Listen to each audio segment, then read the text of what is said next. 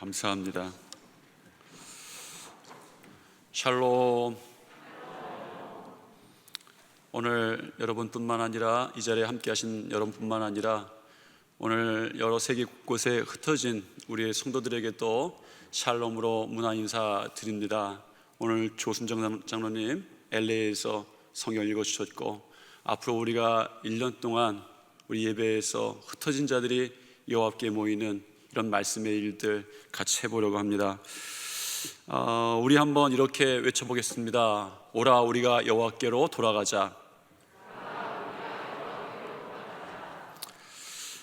다시 한번 이렇게 주위 분들과 인사하겠습니다. 새벽에 일어납시다. 무슨 의미인지 아시죠? 어제 한 아이가 송구영신 예배 끝나고 가면서 그랬다는 거예요. 교회가 제일 재미없다. 마음이 아팠습니다. 문제는 재미없는 게 아니죠. 예수님의 사랑을 아직은 모르고 예수님을 아직 사랑하지 않기 때문입니다. 사랑하면 같이만 있어도 좋은 것이죠. 어느 날 갑자기 예수님을 사랑할 수 있지만 우리는 그것이 쉽지 않다는 사실을 압니다. 예수님이 우리를 이미 사랑하셨는데 그 사랑이 우리 아이들에게도 시작됐으면 좋겠다. 아이들이 어떻게 예수님을 사랑할 수 있을까요? 예수님의 사랑을 느낄 수 있을까요? 우리가 그것이 예수님을 통해서 직접 그 사랑을 경험하기도 하지만 때로는 부모님들을 통해서 예수님을 경험하기도 한다, 이런 생각이 들었습니다. 예수님을 사랑하는 부모님들을 보면서 예수님을 사랑하는 자리에 있는 부모들을 보면서 그 부모들의 신앙이, 믿음이 우리 아이들을 믿음 가운데 양육하고 자라게 하는 것 같습니다. 그래서 그런 예수님을 사랑하는 부모님들의 자녀는 언젠가는 반드시 돌아오는 것이죠. 월요일부터 아주 단순하게 잠언 읽습니다. 자녀들 데리고 오십시오. 시끄러워도 좀 되고 좀 소란스러워도 됩니다.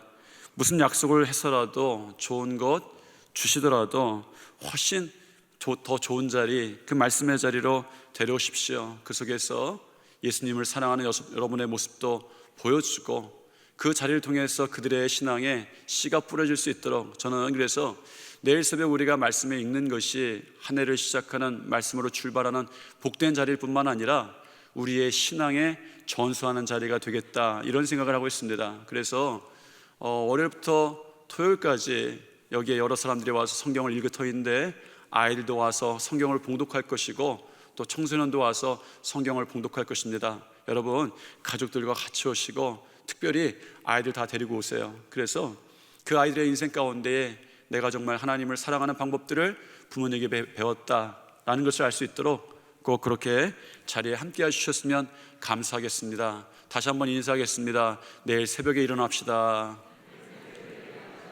네, 목소리가 그 정도밖에 안 될 줄 알았습니다. 한 번 더 하라고 준비했습니다. 내일 새벽에 일어납시다. 꼭 도시건 시골이건 두 번 해야 되는 것 진리입니다. 오늘부터 우리는 부르심이라는 주제로 이제 여러분과 제가 함께하는 앞으로 우리 종교교회의 모습에 대해서 사순절 전 6주간 동안 같이 말씀을 좀 나누려고 합니다. 우리의 사명이 다시 세워져야겠는데 어떻게 세워지겠는가? 하나님의 말씀을 통해서, 은혜를 통해서 세워지게 될 줄 믿습니다. 말씀 가운데 나눌 하나님께서 성도들을 부르시는 6가지의 자리는 예배, 섬김, 전도와 선교, 봉헌, 교육, 기도. 앞으로 6주간 동안에 제가 여러분들과 이런 주제들 가지고 말씀을 나누면서 하나님께서 이 일로 왜 부르셨는지, 그 부르심의 목적이 무엇인지, 부르심의 은혜가 무엇인지 보려고 합니다. 오늘 부르심 첫 번째 시간 예배입니다. 오늘 다시 이 출애굽기 상장 본문을 꺼내 들었습니다. 왜냐하면 이 본문 속에 우리가 나눠야 할 본질적인 이야기가 여전히 남아있기 때문이죠. 그것은 예배에 대한 것입니다. 교단은 다르지만 전에 한 은퇴하신 목사님께서 이런 이야기를 하시는 것을 들은 적이 있어요. 가만히 있으면 믿음은 반드시 방전된다. 믿음이 없어지기 위해서 노력할 필요가 없다는 것이죠. 믿음이 없어지기 위해서 나쁜 짓을 할 필요가 없다는 것입니다. 믿음은 가만히 있으면 반드시 없어진다는 거예요. 그러시면서 그 목사님의 친구분이 교회학교 교사 시절 맡았던 초등학교 5학년짜리 여자 이야기를 전해주셨습니다.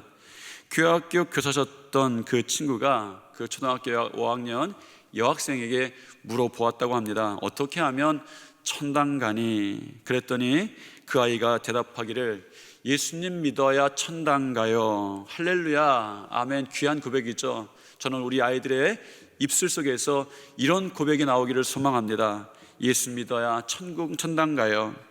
그래서 또 물었답니다. 어떻게 하면 지옥 가니? 그랬더니 그 아이 대답이 기가 막혔다고 합니다. 그 아이 대답이 이것이었습니다.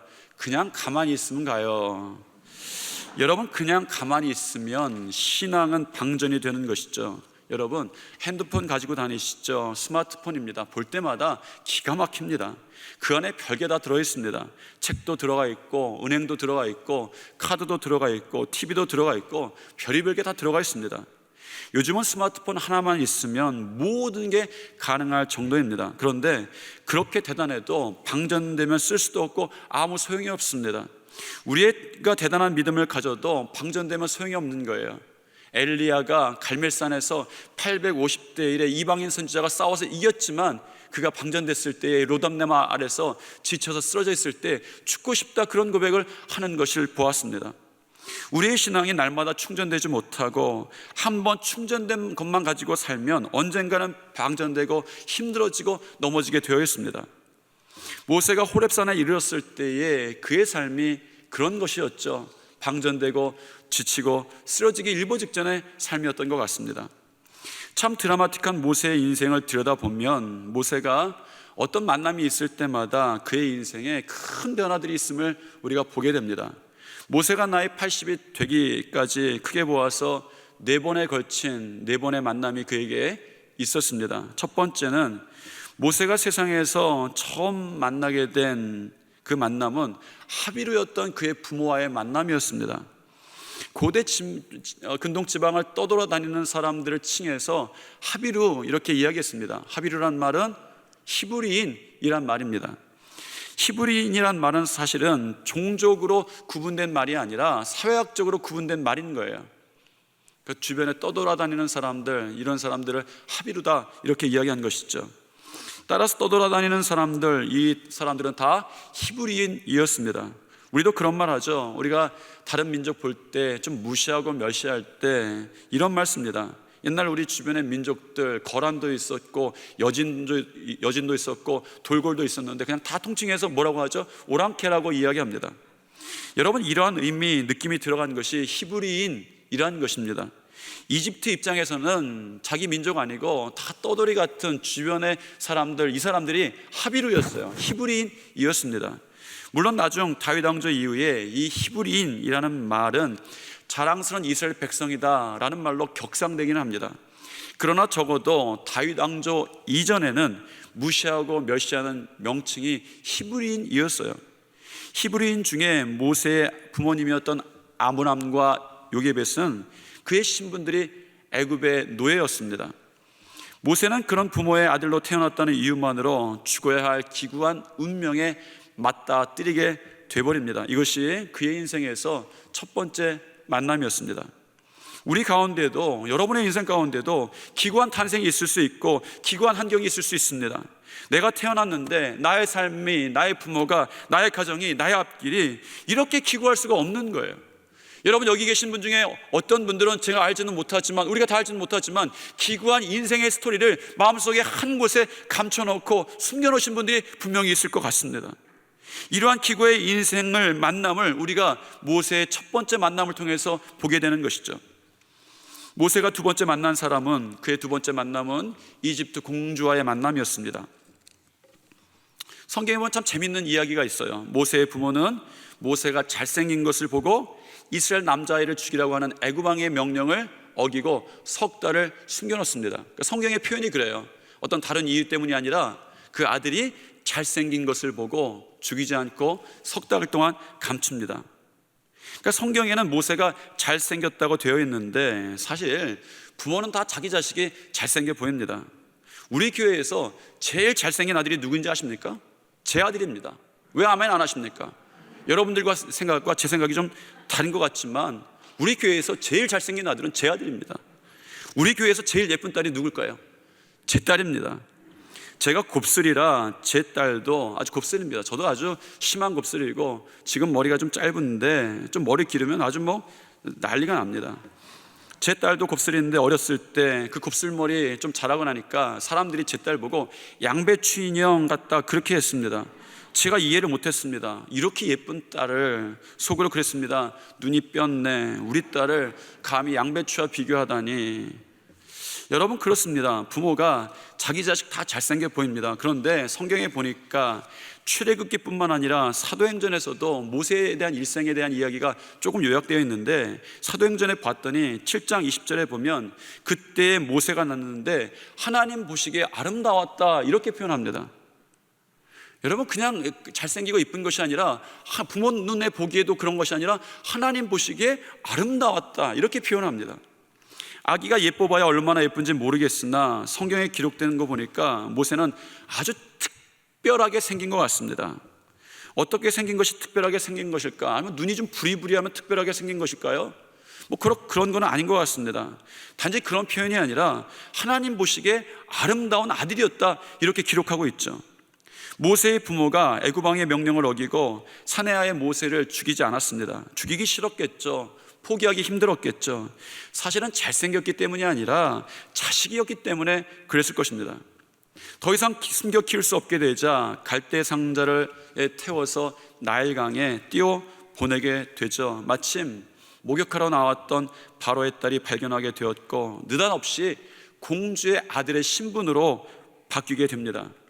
노예로는 감히 상상할 수 없었던 수직적인 신분 상승인 거예요. 여러분도 여러분의 인생에 어떤 만남을 통해서 여러분의 인생이 인정받고 꼽히던 시절이 있었을 수도 있습니다. 그런 시절이 이 모세에게 시작됐다는 것이죠. 그러나 모세의 신분 상승은 완벽하지 않았습니다. 한계가 있었습니다. 왜냐하면 그에게 두 가지 약점이 보이기 때문이죠. 첫 번째는 모세라는 이름입니다. 제가 한참 어렸을 때에 누군지는 정확하게 기억에 남진 않지만 제 주변에 있었던 가까웠던 어른 중에 하나가 저에게 야, 아빠한테 가서 물어봐. 너는 저 다리 밑에서 주워온 애야 라고 놀린 적이 있습니다. 그래서 제가 울었던 기억이 납니다. 바로의 공주는 떠내려온 아기의 이름을 노골적으로 모세라고 부릅니다. 이 이름의 뜻은 내가 그를 물에서 건져내었다라는 뜻입니다. 이름을 짓는데 왕자처럼 이름을 짓고 공주의 아들처럼 이름을 짓는 게 아니라 누가 들어도 주워온 애, 물에서 건지는 애, 이런 이름을 지어버리는 거예요. 누구나 다 아는 거예요. 이 인생이 이 왕자로서 제대로 된 인생이 아니라 물에서 주워왔다는 거예요. 신분에 대한 두 번째 한계는 이 공주가 오랫동안 직접 키우지 않고 유모에게 주어서 클 때까지 데려오지 않습니다. 성경 말씀해 보니까 그래요. 그래 어린 시절 같이 하지 않습니다. 언제 데려왔는지는 모르겠지만 자기 자녀로 자기 품 안에 놓고 키운 것이 아니라 그냥 맡겨놓은 자식이에요. 물에서 건져낸 자녀였기 때문에 그렇습니다. 입양된 아들이었기 때문에 그래요. 아마 그 과정 가운데에 모세가 이스라엘 출신이라는 것이 알려졌던 것 같습니다. 나중에 보니까 사람들이 모세가 이스라엘 동포라는 것 다 알고 있던 장면이 성경에 나오게 되죠. 공주의 만남을 통해서 양아들이 되었고 사도행전 7장에 보니까 세상의 최고의 학문 애굽의 모든 지혜를 배웠다라고 나오죠. 이것이 그의 두 번째 만남이었습니다. 애굽의 모든 지혜를 배웠고 애굽의 공주의 아들이 되었지만 그 만남은 분명히 한계가 있었고 깨질 것 같은 위험이 있었습니다. 우리도 그렇습니다. 우리는 때로는 인생의 꽃길과 같은 길이 열리는 것을 경험하기도 하고 인생에 빛이 들어오지만 항상 마음에 불안한 거예요. 언제 이것이 깨질까 두려운 것입니다. 나의 평안이 언제 깨질까? 나의 기쁨이 언제 깨질까? 나의 지금 꽃 같은 인생이 언제 깨질까? 두려움이 생기는 것입니다. 그 인생의 단계에 모세도 지나갔다는 것이죠. 세 번째 모세의 만남은 자기 민족과의 만남이었습니다. 아마 어린 시절 공주에게 가기 전에 어머니로부터 진짜 어머니로부터 자기 출생에 대한 이야기를 이미 들었던 것 같아요. 왕궁의 교육을 끝내고 40세가 되었을 때에 그 형제 이스라엘 자손을 돌볼 생각이 났다고 그렇게 성경은 기록하고 있습니다. 그러던 어느 날 억울하게 학대받던 이스라엘 사람을 애굽 사람으로부터 구해 주죠. 여러분, 쉽지 않은 일이었습니다. 왕자 취급은 받지만 물에서 건져내어 신분이 불완전한 모세에게는 대단한 결단이었죠. 그래서 그 일이 끝난 후에 좌우를 살펴서 땅에 묻고 이 일이 숨겨지기를 바랬던 것 같습니다. 모세는 이 일이 묻혀진 줄 알았습니다. 자기의 이 약점이, 자기의 깨진 부분이 다 땅속에 감춰진 줄 알았죠. 그런데 형제였던 이스라엘 사람들이 그를 고발하는 거예요. 그에게 상처 주는 거예요. 형제였던 이스라엘 사람들은 감사하기는커녕 그 다음날 이스라엘 형제 두 사람이 싸우는 중에 모세가 중재하려고 할 때에 모세에게 따지듯이 외칩니다. 어제는 애굽 사람을 죽이더니 오늘은 나를 죽이려 하느냐, 그런 거예요. 어제의 도움은 잊어버리고 어제의 결단은 잊어버리고 그에게 따지는 것이죠. 비밀을 발산하는 이야기를 듣습니다. 그러므로 이 동족과의 만남 탓에 모세는 졸지에 자기를 죽이려고 하는 바로의 낯을 피하여서 도망자의 인생이 된 거예요. 가장 가까웠던 사람들, 내가 위해 주셨던 사람들로부터 배신을 당하고 비난을 받아서 오히려 그것 때문에, 그들을 위해서 한 것 때문에 이 도망자의 신세가 되어버린 것이죠. 그러는 인생의 단계를 그가 지나갔습니다.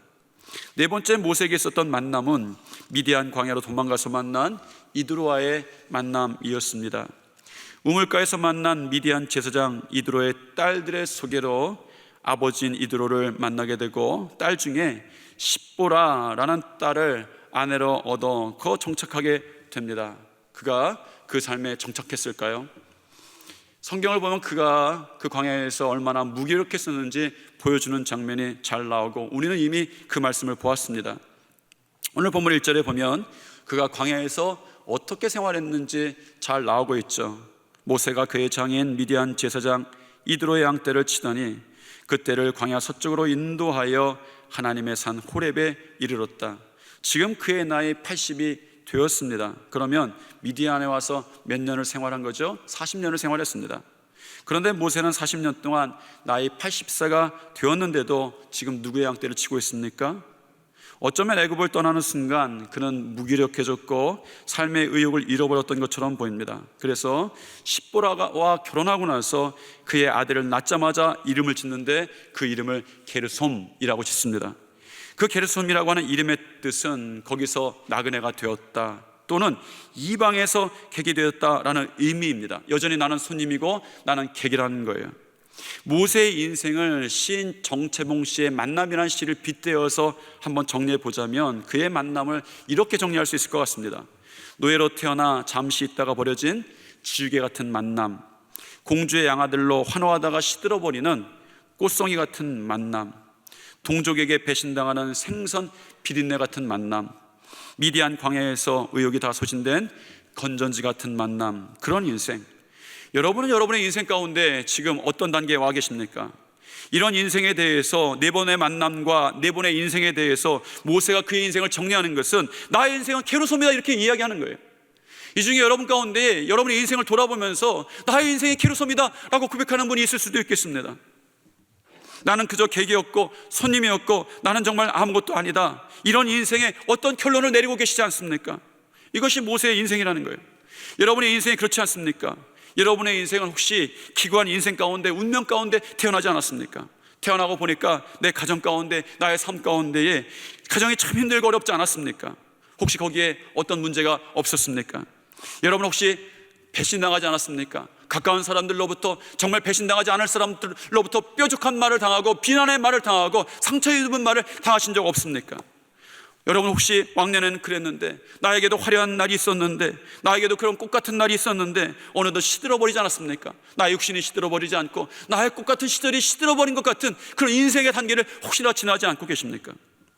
어느덧 꿈을 잃고 소망을 잃고 인생의 객처럼 살고 있지 않습니까? 여러분의 가정에서도, 여러분이 정착한 곳에서도, 여러분의 일터에서도, 여러분이 있는 곳에서도 나는 정말 이곳에서 정착된 사람이 아니라 나는 주변의 사람이야, 나는 객이야, 나는 여전히 손님이야, 그런 인생의 시간을 보내고 계시지 않습니까? 이거 정말 별로 특별한 일은 아니죠. 이 땅에서 많은 사람들이 경험하고 있는 일이기도 합니다.